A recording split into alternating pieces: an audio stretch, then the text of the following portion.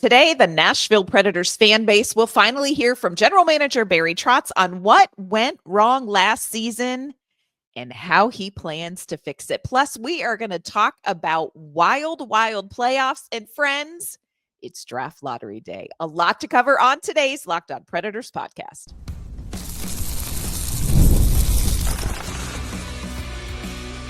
You're Locked On Predators, your daily podcast on the Nashville Predators, part of the Locked On Podcast Network, your team every day.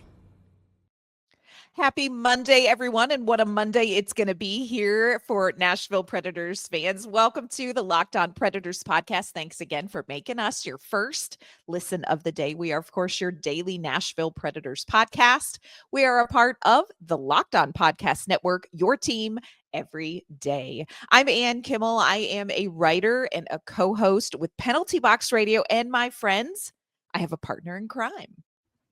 You do. I'm Emma Lingan, and I'm the Predators site editor and reporter for the Hockey News.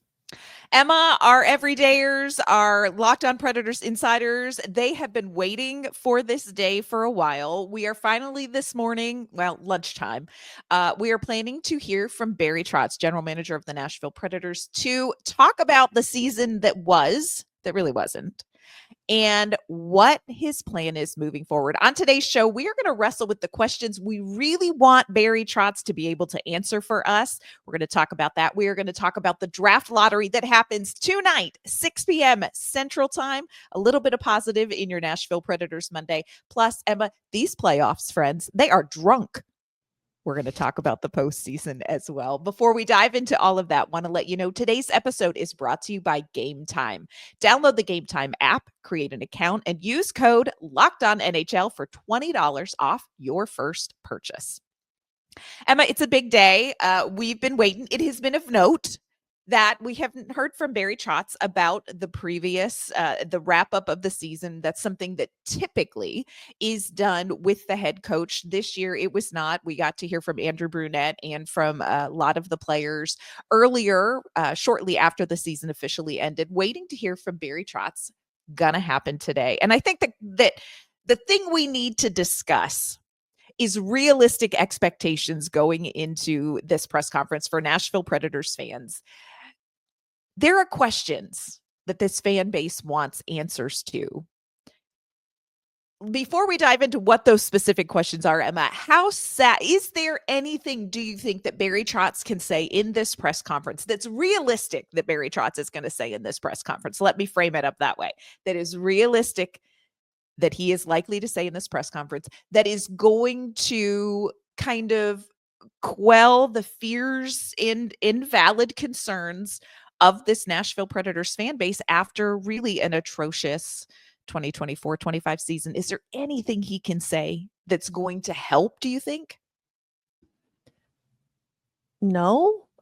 I mean, I think there's not much you can really say at this point. And that's not to say that all hope is lost, but it's more just like words aren't going to fix what just happened. And there's nothing that he can say that is going to completely, just soothe the minds of Predators fans, which, as you said, are, like very legitimate concerns that they have. But yeah, at this point, I don't know that there's anything, and not to say that he's completely lost the faith of the fan base for, Right. the foreseeable future.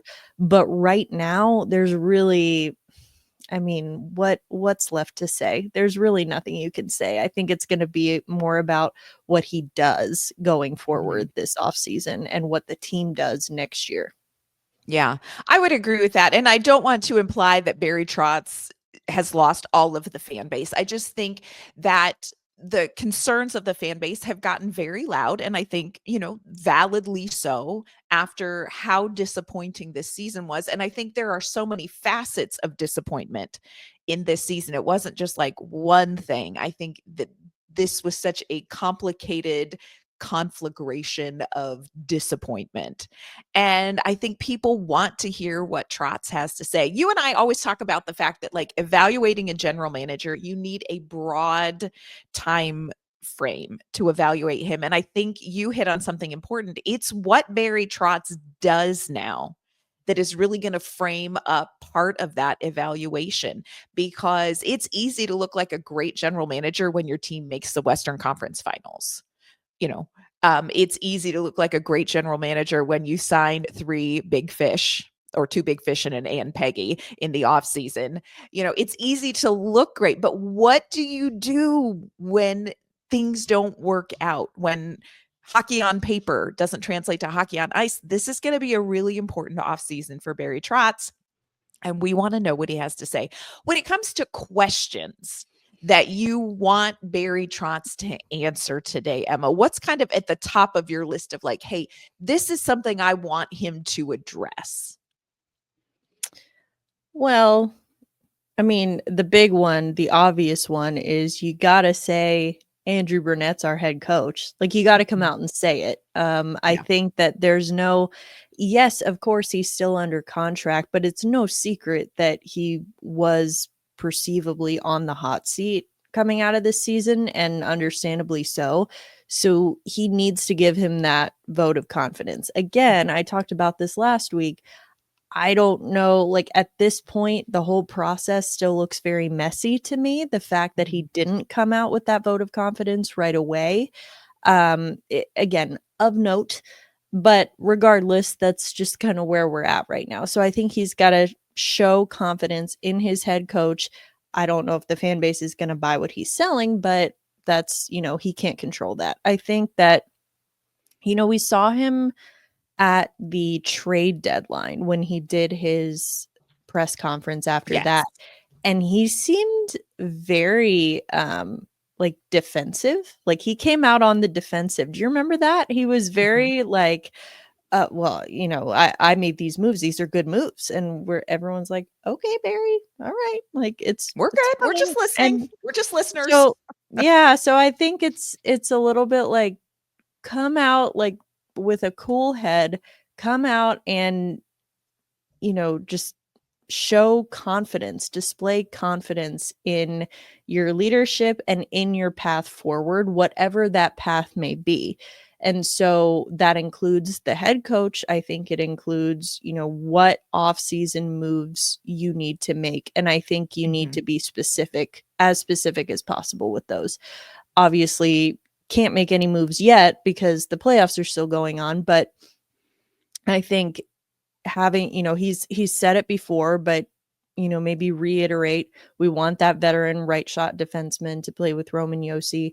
We are looking for a center, we're looking for XYZ, whatever it is. I want to see a plan. Yeah. A very, because even last year, and again, I understand this is a little bit of, revisionist history, I think, but last year, 84 years ago, at the trade, or at the start of free agency, remember back when we had hope, when we looked at the free agent market and thought it would be a huge win for the Nashville Predators to get one of the 3 that Right. they got, the 2 Yes. and Peggy that they got.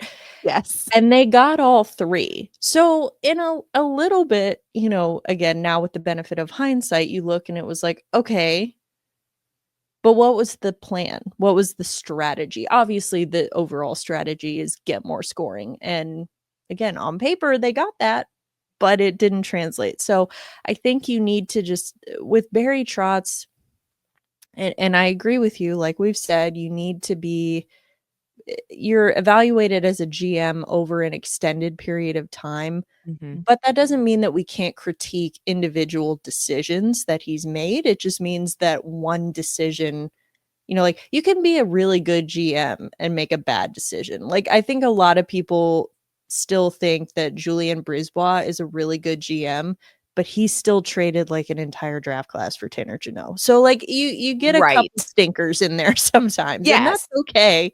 But I think that we need to still see that he is committed to a plan, because this radio silence that we've gotten has been, of note, a little unsettling. You want to see some confidence.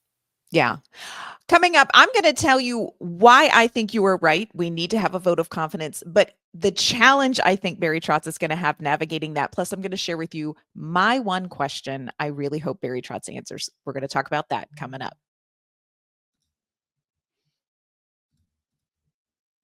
Have you ever checked your bank account and wondered, wait a minute, where did all my money go? Whether it is dining out or online shopping and entertainment, it's so easy to lose track of our finances. That is where Monarch Money comes in. It is your personal CFO, giving you full visibility and control over your finances.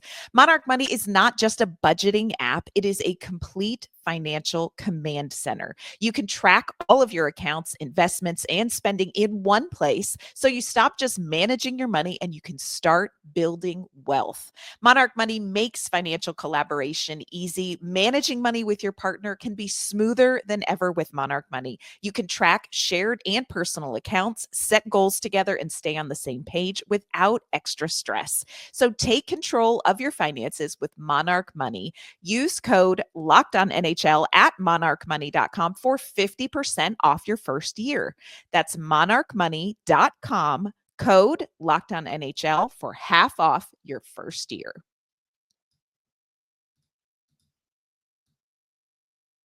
Today's episode is also brought to you by our friends at Game Time. The Stanley Cup playoffs are here. They are wild. They are crazy. And friends, if you have never been to a live NHL playoff game, this is the time to go. It is unlike any other. The intensity, the speed, the energy, it is all really next level. And thanks to Game Time, getting in the door is going to be easier and more affordable than ever.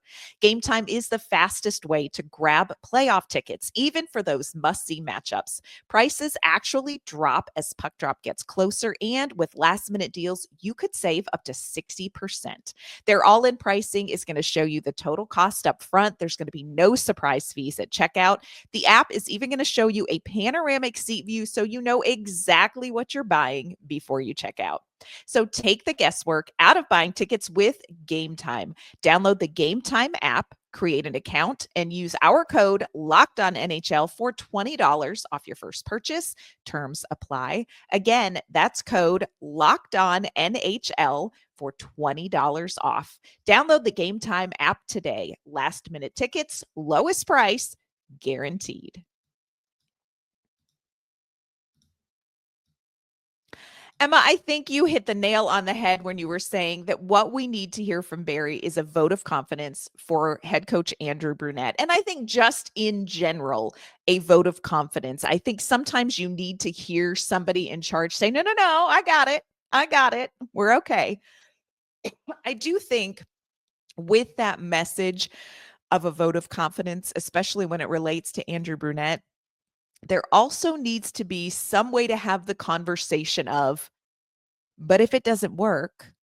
And maybe this isn't the time for that conversation, but I think the fan base wants the rest of that sentence.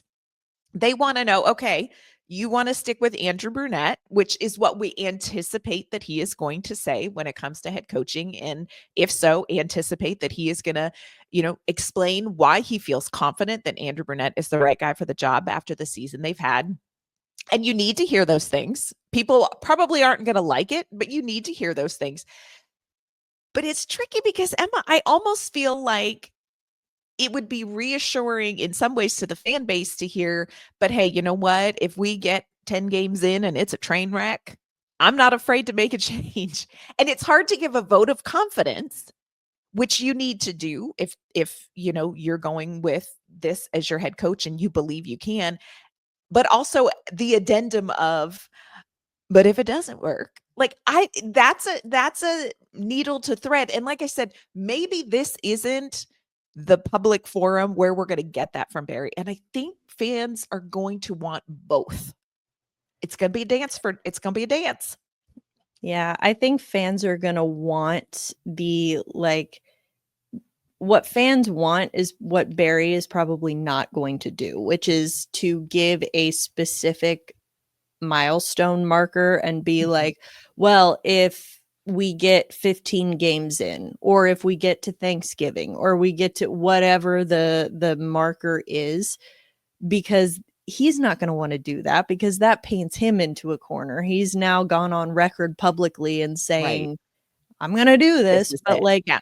again, circumstances change. You never know. You want to leave yourself with some kind of flexibility. So I think the only way, I mean, a lot of fans are just not going to be satisfied regardless if with Andrew Brunette coming back.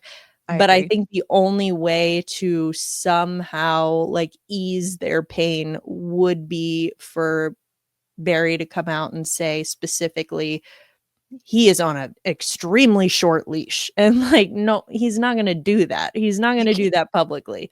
Yeah.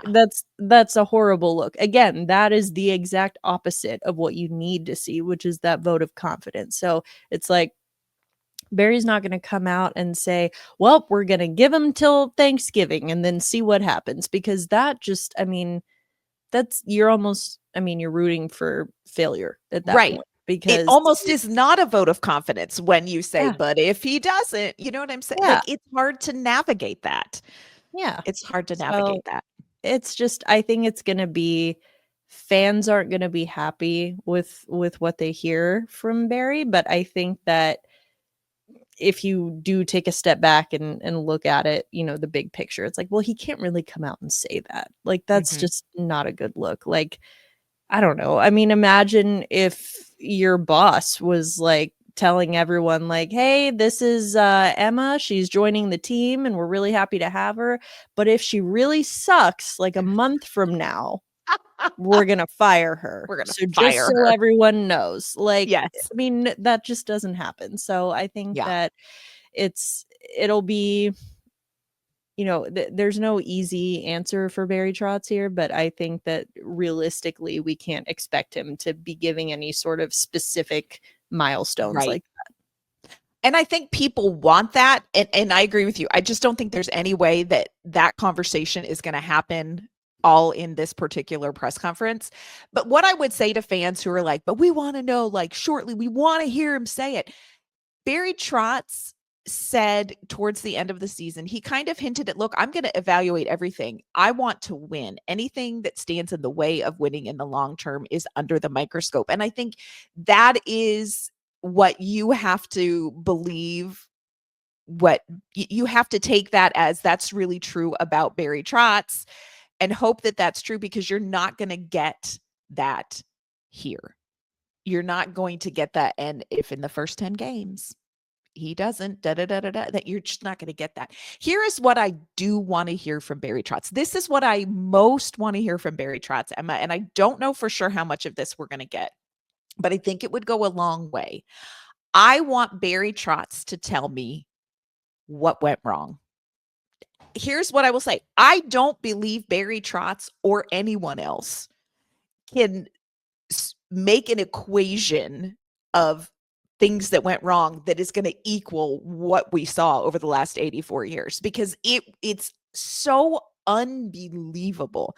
But I really want Barry Trotz to be able to come into this press conference and be able to say, here are quantifiable numbers that point to some of these negative things that happened, and we are going to make adjustments to fix these numbers. And I think there are some areas for the Predators where they could do that. Scoring is one. You like of all of the problems, explain to me what is going to be different about something as fundamental and something that should be so prolific with this roster on paper as scoring. That's the kind of information I really hope we can get from Barry Trotz. Quantifiable numbers, that it gives some sort of explanation. And hey, we're tackling that. Da da da da da. I would love that. Yeah, I think, you know, I don't know if Barry or anyone is going to be able to goodwill hunting his way into like figuring out an answer to what happened this season because I think it really is that just, you know, insane. But I think that to your point though, I do agree that I think that you need to hear specifics of this was a specific problem that we had, whatever the Mhm. problem is, and here is how we plan to address it. Because the last thing that is going to fly is Barry coming into that press conference and saying, well, that sucked. We're going to run it back next year and see what happens. Yes. Like That's, I that. think, the biggest fear of the fan base. I think that is the fan base's biggest fear. I don't even necessarily think that a majority of the fan base is like, Andrew Brunette's a crap coach. I think they're just afraid of the same again. Yes. I really do. And so if you're coming back saying, okay, we're going to have the same coach, and you can't make a public declaration of like, yeah, but we have the coach, but if he's bad, then we're going to fire him. Like, you can do that. I think if you're coming back with that coach that was, visibly on the hot seat, I think you have to have a damn good explanation for what is going to be different this year. Yes. And what exactly that's going to be, I don't know. And I think I am, pretty open-minded as far as what it could be, like whether it's, personnel or a certain, Brunette making changes on his end. Like, I don't know what it is, but I think that there needs to be tangible changes, and you can't, part of it last year was, well, these new guys, they're getting used to the system. It's different for them, blah, blah, blah. They don't have that excuse anymore. It's been an entire season, and they didn't even show improvement over the course of the season, to be honest with you. I mean, some did, like Brady Shea did, but like in general, I think, yeah, as a team, you didn't really see any sort of significant improvement, like sustained improvement. Right. So I think what you can't say if you're Barry Trotz is, well, that was a dog of a season, but we're gonna assume that that's an outlier, and we're just gonna keep plugging away, and we're just gonna run it back with the exact same group and just do everything the same and hope for better results. Because that is the definition of insanity. So I think that you just need to hear very specific, problems being addressed, and then how they plan to address them. And I do think there are things, when you look at advanced statistics and when you roll back the film and when you talk to the players, I do think there are going to be outliers that you're like, can't put my finger on that. That's just whack. But you've got to have some meat on the bone to chew on this offseason and to make changes and to be able to share those changes with the fan base if you want them to hang on. There is one other thing that we know for a fact that Barry Trotz is going to be talking about tomorrow coming up. We're going to tell you what that is.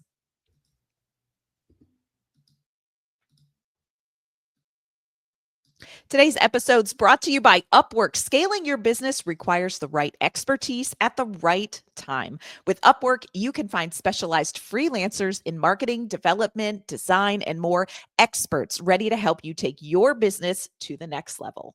Upwork gives businesses flexibility by connecting them with top freelance talent across multiple industries, including IT, AI, web development, and marketing.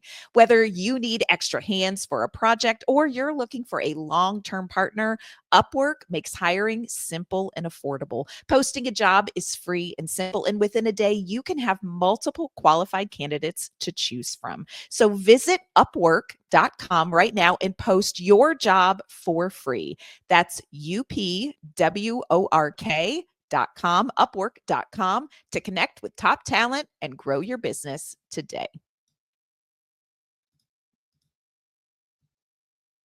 Emma, the one thing we know for sure that Barry Trotz is going to talk about, and he's probably going to want to pivot to this real quick right out of the gate, is the draft lottery. The draft lottery happens today, you all. We're going to find out where in the top 5 the Nashville Predators will be making their selection at the 2025 NHL draft. Interesting draft year. There's a lot that goes into where is the ideal place to be and how impactful is this draft going to be for the Nashville Predators and all of that. And those are conversations that we are going to be having in the off season as we dig into some of this. But the draft lottery, in essence, is going to determine the first 16 picks of the draft. The other 16 picks are going to be based on playoffs.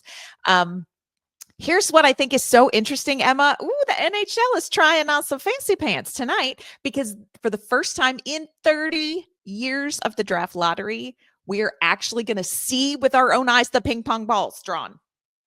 We are going to see it. It's going to be like lottery on crack, on steroids, and it's going to happen in real time. I think this is going to be really interesting. And this is something that I think Barry Trotz is going to want to hit on. Emma, draft lottery, what are your thoughts going into tonight's draw? How big a deal is this for the Nashville Predators, and how much time do you think Barry Trotz is going to want to spend talking about the draft lottery? Well, first of all, I'm just going to get the party pooping out of the way and say that there is a very, very, very good chance that the Predators are not picking in the top 3. There is a very good chance that they pick 4th or 5th. Mm-hmm. Now, a lot of fans are looking for something good. They're looking for something to celebrate. So they're probably going to view that as a failure or another letdown if they do pick 4th or 5th and not 1st or 2nd. Yeah. But that's just what's real. So I would say prepare yourselves for that. Prepare for 4th or 5th. And if you get higher than that, then that's just house money. That's even better. But I think that it's still important to remember this is the highest that Nashville has picked in a very long time. Yes. I think the last time they picked in the top 3, I think, was when they picked Seth Jones. Wasn't that? Like, it was, yeah, it's been a while. It's been 84, it's been 85 or 86 years, you all. Yes. And so I think that is exciting. It also does put more pressure on Nashville, on Barry Trotz, on the scouting department to like make this pick work because, this is in theory. Now, I cannot stress this enough. In theory, a player who could come in at the NHL level next year and make an impact. Not necessarily. If they get James Higgins, he is going back to college. He is not coming here right away next year. So again, circumstances a lot can happen. Yeah. It depends on the player. But I think that there's, this is still exciting. It's still the highest regardless of whether it's 3rd, 4th, 5th, it's going to be the highest that they've picked in a very, very long time. And so I think that a lot of people, one thing that I think actually helps the Predators, theoretically, is that it kind of seems like everyone's leaning toward Matthew Schaefer as the number Correct. 1 overall Yeah. pick. He's a defenseman. Now, if the Predators somehow get the number 1 overall pick, which is highly unlikely, but if they did, I don't think anyone's going to be really upset if they end up with Schaefer. But I think if Schaefer goes first, then that's one guy off the board. That's one team off the board. That leaves some more of that forward talent, particularly at center. You have Higgins, you have Michael Misa, you have guys like not a center, but like Porter Martone. I think that there's a lot of good forward depth in this draft, and that's something that Nashville historically has not drafted and developed extremely well, is forwards. So I think that is an opportunity. And I'm sure that, Preds fans are going to be looking for a win, even if it is in the draft lottery. But again, throw us the bone, hockey gods. Did you not see the season? As long as it's not Chicago, honestly, even if San Jose gets the first pick, that's fine. And God go with you, Sharks. Yeah. But if Chicago gets it, I swear, it's just not going to hit the same. No, it's not going to hit the same. So for those of you who are like super excited about this, you can go actually to NHL.com and they have a page there that gives you the 4-digit combinations assigned to each team. You can find the 115 4-digit combinations that Nashville has been assigned. And I don't know that you can track that as quick as those ping pong balls are going to be flying, but if you want to try it, God go with you. Again, to review the odds, Nashville has an 11.5% chance of getting the first overall pick. San Jose and Chicago, much higher odds of getting the first overall pick, much higher percentage. 11.2% chance of getting the second overall pick, a 7.8% chance of getting the third overall pick. This is what Emma was talking about earlier, a 39.7% chance of getting the fourth overall pick, and a 29.8% chance of getting the fifth overall pick. I might have said round. I meant overall previously.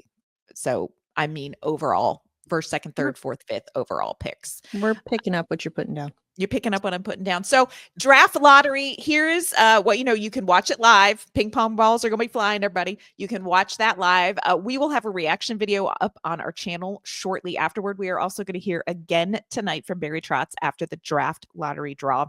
One more thing real quick, Emma, before we go. Who has been given the hockey gods to alcohol?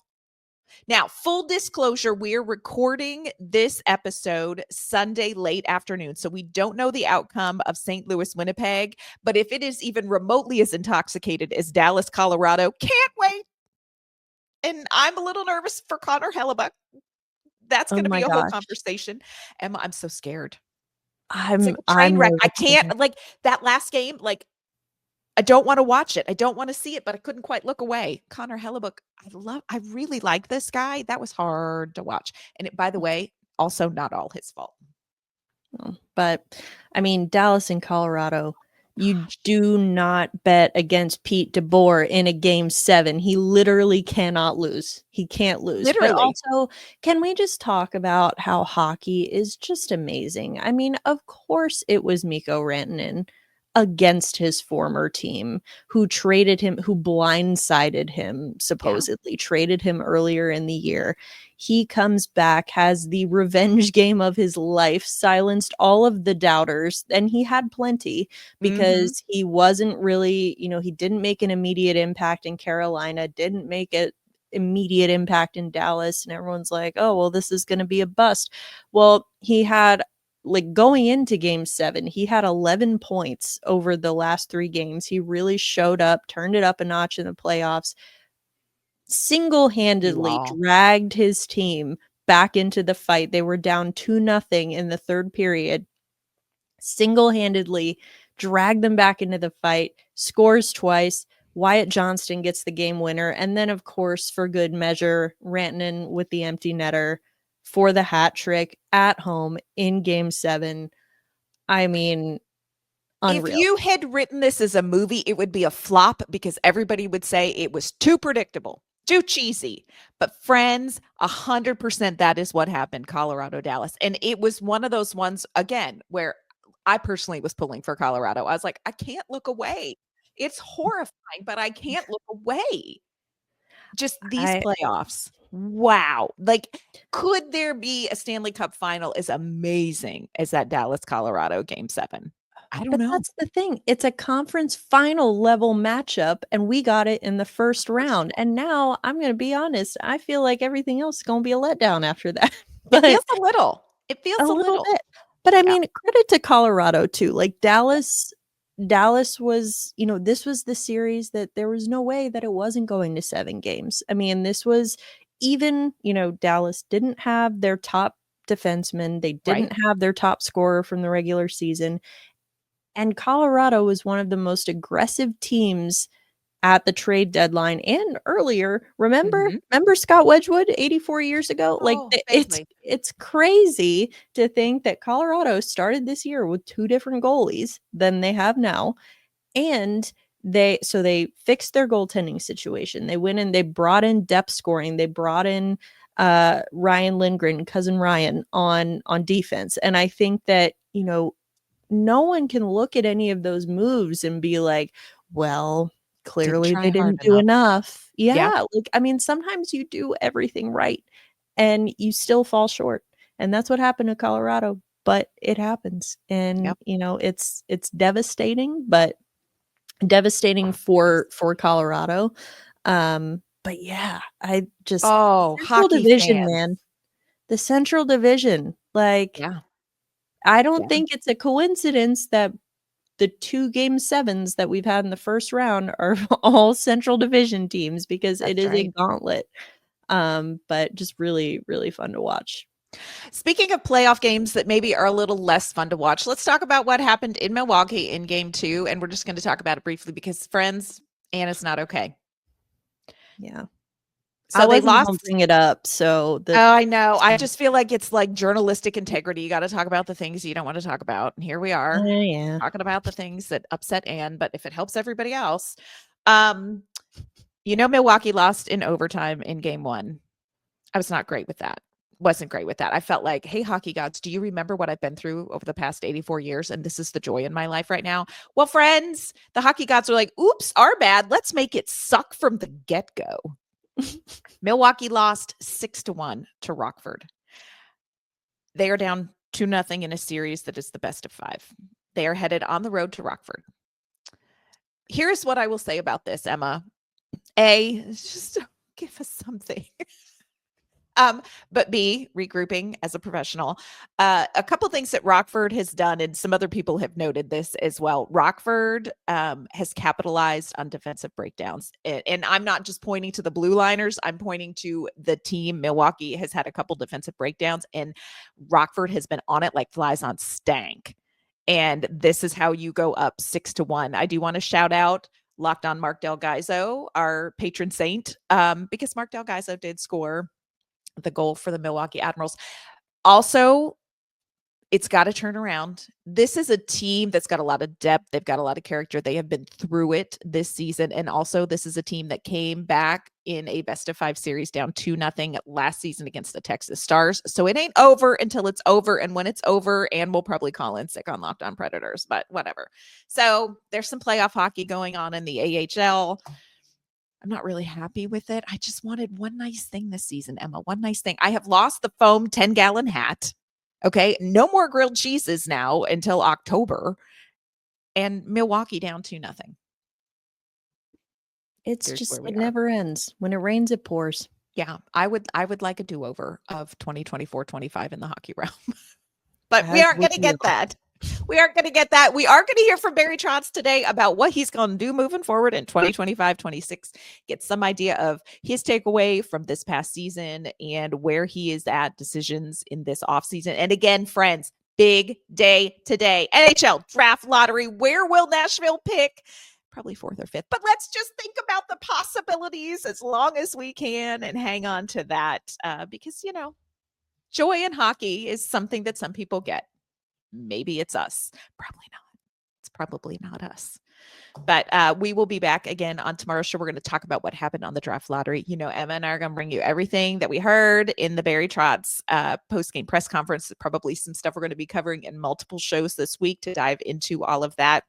And again, tonight, there will be a reaction video up on our channel when it comes to the draft lottery and where the Nashville Predators will pick. So keep your eye out for that tonight as you watch the ping pong balls live.